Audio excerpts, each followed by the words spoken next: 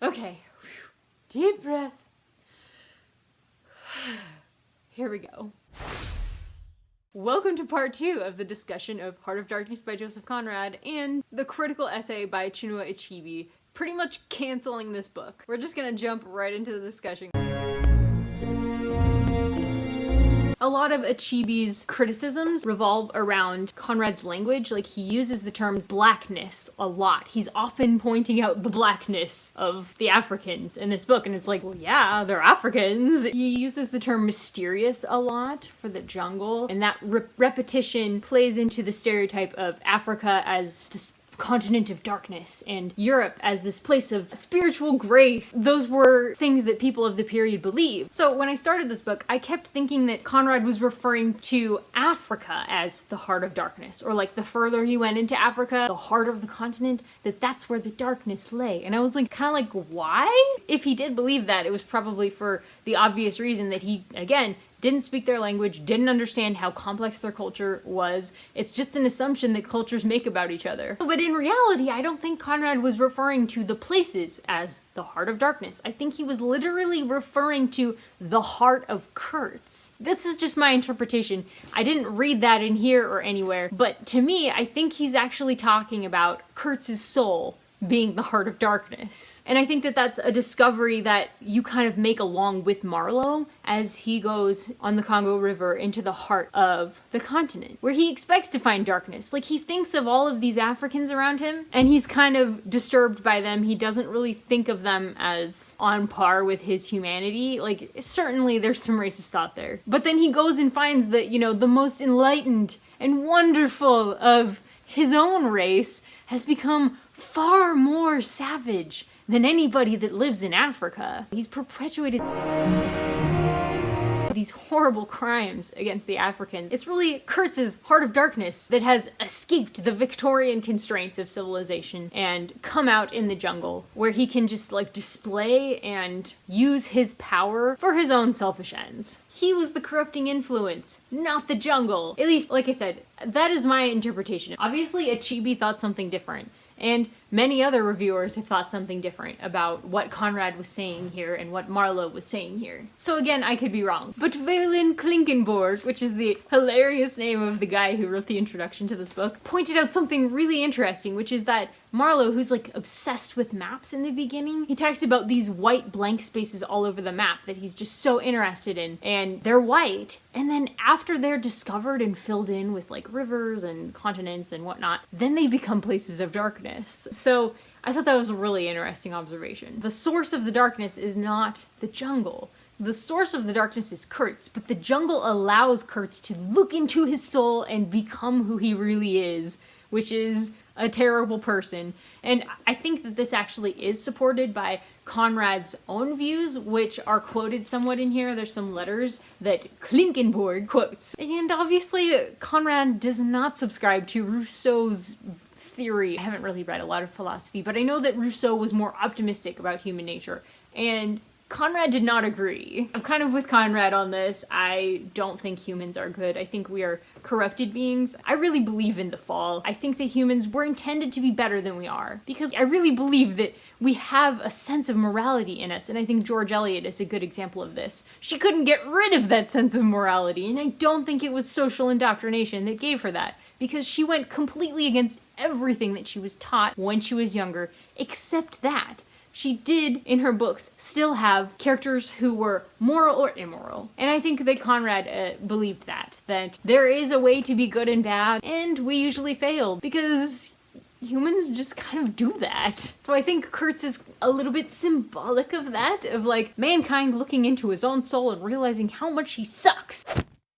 Okay, so I want to move on to some of the claims of racism and why Achebe thought that, and why I don't necessarily subscribe to all of those claims that Achebe made. Now, there's just no doubt to me that there are some things that Conrad thought that were just clearly racist thoughts. Now, Marlowe seems to be really disturbed by the idea that there's like some sort of connection or understanding between him and the Africans that he sees off in the jungle doing their wild dances, and he's like, I feel like there's an understanding there, and it's like, yeah, That's because they're humans, and so are you. And like, one of the only times that a native actually speaks is like asking for a dead body so that they can eat it.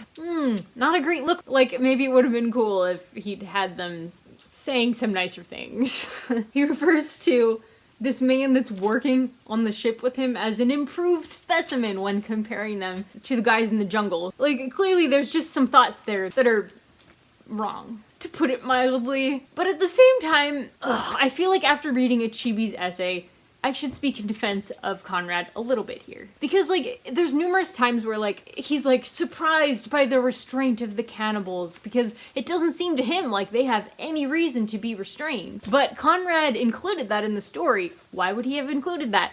Maybe he's suggesting that there is something there that is restraining them, that kind of is their own civilization. Like, I don't know, that could be just me reading into the text, but it kind of seems like Conrad includes a few things like that that are like mitigating comments towards the Africans. And then he also seems to really blame the Europeans for the faults that he sees in the Africans. I don't think he's making all these value judgments necessarily about the Africans. I think he's making value judgments about what the Europeans have done to the Africans. The man who is an improved specimen, the African who is helping run the steamship, Marlowe kind of portrays him as like a parody of European civilization. Obviously, that's not the African's fault. He would have got along just fine without this white man coming into his life and being like, you need to learn how to drive this steamboat that is obviously not very fit for this Congo River. They have their own boats that work much better for the Congo River, but he's probably doing it so that he doesn't get sold into slavery. That's not the fault of the African. That has nothing to do with him and everything to do with the white colonists who put him there. So I think most of these criticisms that Conrad is making are not criticisms of the Africans. They're criticisms of the colonials who made the Africans do this stuff. Here in America, we tried to put like little native girls in our own schools, making her cut her hair and stop speaking her language and learn all the ways that an American woman, housewife, does things. Like, why does she need to learn that? She had her own lifestyle. She had a tribe. I think that's what Conrad is criticizing. A very similar situation to that. And that's not what Achebe thinks at all. And I think you should take my interpretations here with a humongous grain of salt as I'm criticizing Achebe. Maybe Achebe's completely right, but he basically says Conrad is a talented artist whose best work should no longer be considered or taught as one of the best short novels to ever exist, because of the assumptions that it perpetuates about Africa and African natives. Because this idea has been so entrenched in European thought, he thinks it's very damaging to continue to teach a work like this that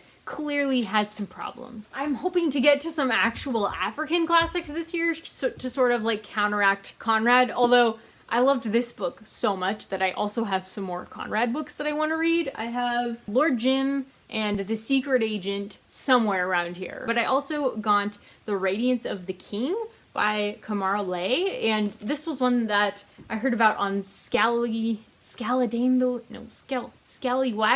I don't remember what her channel is called, but I'm putting it up here for you. It's a really cute name, and I love her channel. She's the one who recommended this book on her channel, and I'm super excited to check it out. And I also have Things Fall Apart by Chinua Achebe.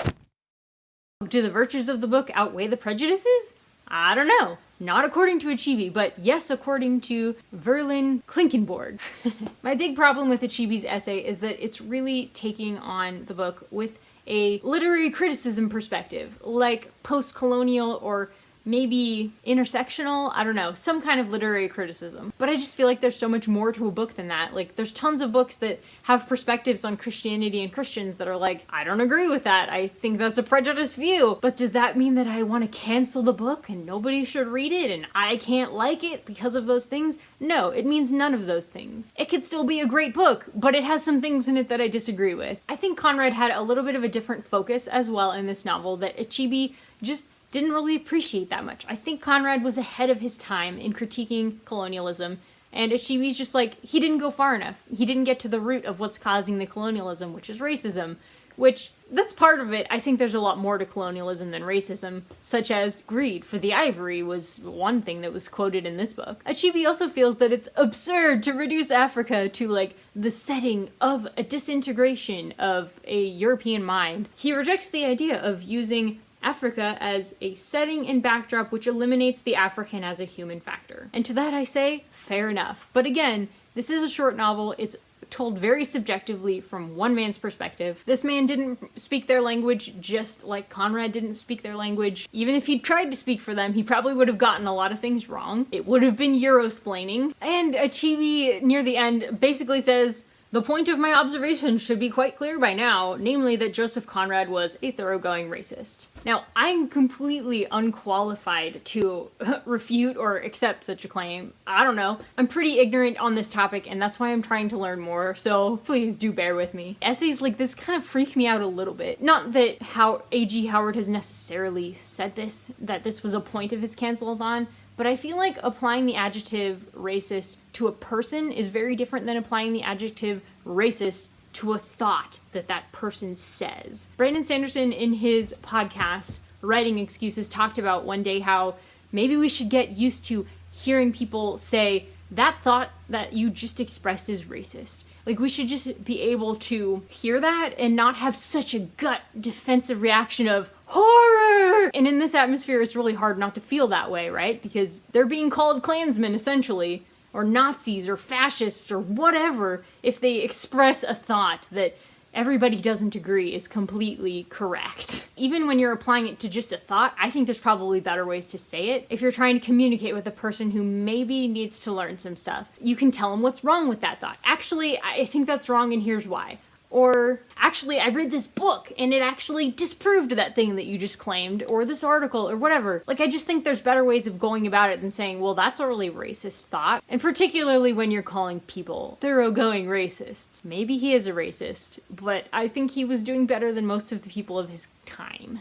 Hello there! Are you getting tired of these interruptions? Well, I had to show you my jungle hat. That's not really a jungle hat. I appreciate that Achebe is not just saying, if somebody's a racist, we shouldn't read their books. Like, that's just like really simplistic, and it would mean don't read anything Victorian, like, ever. Because just a lot of them had those views. What he's actually saying is that in The Heart of Darkness, there are some views that are perpetuated. And it's specifically those views that make him call out The Heart of Darkness as something that we shouldn't be revering still in our currently more enlightened age. And, you know, he might be right about that. He also goes on to say that we should be hearing from writers who are dealing with the consequences of this African colonization. More simply put, African writers. What I really don't like about what he ends up saying here is the idea that if somebody is wrong about something, we should like cancel their works and stop listening to them. Because honestly, everybody's wrong about something. Inevitably, even he and the African writers that he would like to promote are going to be wrong about something. Everybody's going to be wrong about something. And if we start censoring that, we're going to start losing our past. We're going to lose our diversity of voices. We aren't going to be able to hear the people who understand the blind spots of our own age when they start talking about them. And people will just be kind of afraid to share their views and maybe develop their views if they're afraid that they're going to get canceled. So I'm actually directing this more at the culture at large rather than at Achebe's essay. Just because cancelathon seems like the time to talk about it, right? Posting this video has caused me some anxiety because I obviously don't want to be canceled for sharing my own views, but I'm not like the most well-spoken person ever. Maybe I'm not the right one to be talking about this. But I just thought I'd be out here sharing my thoughts anyway, because I would like to grow, and I feel like the best way for me to grow is to meet people and talk with them about what they think, and maybe they tell me what I'm thinking is wrong. When I wrote my review for The Continent, I had never heard of the white savior trope. I hadn't heard of anything like what they were talking about, and I wouldn't have cared about it except that I had written a review that obviously exposed my own blind spots. To me, that was like a huge growth process, and I'm still growing. Just every time I look back at that, I almost like, I've added several postscripts to my review of The Continent as I've kind of understood the issue better. So I guess that's why I'm posting this video. So if you disagree with me, I really just encourage you to tell me in the comments, because that's how people grow, is dialogue. Not, you know, canceling each other, but just dialogue. Oh, there was one quote that I'm missing somewhere from Achebe's essay, but it was essentially like, oh, okay, here it is. But the victims of racist slander, who for centuries have had to live with the inhumanity it makes them heir to, have always known better than any casual visitor, even when he comes loaded with the gifts of a Conrad. So what he's saying there, I think, is essentially that, well, why don't you look at what the Africans say about colonization in Africa? Just dig into their culture and listen instead of speaking. And to that, again, I say fair enough, but I don't know if there's really a book like that that can say what Conrad is saying from that period. Like, yes, there's modern fiction that says probably exactly what Achebe's saying. And hopefully some of the books that I just showed you, The Radiance of the King and Things Fall Apart, hopefully those kind of books will show me that perspective. Although, really what I'm looking for is stories about humans, not stories about historical circumstances. Like, I don't think that's the whole point of literature. But I think that's kind of how Achebe's reading this book. But again, back to the question, what would he rather have people read? He didn't offer any examples. Maybe he does somewhere else, I don't know. But I think it would be hard to find a replacement for The Heart of Darkness, just because of the time period it was written from, and because of who Conrad was and his experiences. He did travel there and spend time there, and he wrote about it. And he wrote about some things that were ahead of his time, and he wrote about them with, like, extreme literary grace and skill, and he made it really interesting. And it's just amazing that such a short little book can convey so much and provide this entire video worth. I have 54 minutes worth of footage as I am looking at this. I will be editing it down for you. That's a lot for one little book. How could you replace that? I don't know. So in conclusion, I think that The Heart of Darkness is quite an archetypal story for us now. It's riveting. It's disturbing in the extreme. I think that the book and Achebe's criticism of the book both get us thinking and feeling, which is the whole point. If we actually want to stick to the literary merit of the piece, I think we can say that Conrad's mechanics are pretty sound. The primary point of the story is learning about one man's heart of darkness, not about historical assumptions of Africa or its inhabitants. And I like that ultimately the story is a victory. The horror, the horror! That is a victory. It's a moral victory because Kurtz is recognizing the horrible things in what he's done. It's a very Flannery O'Connor-like ending, and I gotta say, I liked it. I hope you enjoyed this video, and I hope it's much shorter by the time you see it. And I hope that you will talk down below. I would love to hear your thoughts about this book, about Achebe's essay, about any of the thoughts that I expressed in here. Do you think Achebe has some good points? Do you think that I missed some things? I would love to hear any of your thoughts down below. Please share! Thank you so much for watching, guys. If you did enjoy this, I would love it if you would just hit the like button, hit the subscribe button if you want to see more, and turn on the notifications if you want to be notified anytime I make a new video. Thank you again, guys. I'll talk to you soon. Bye!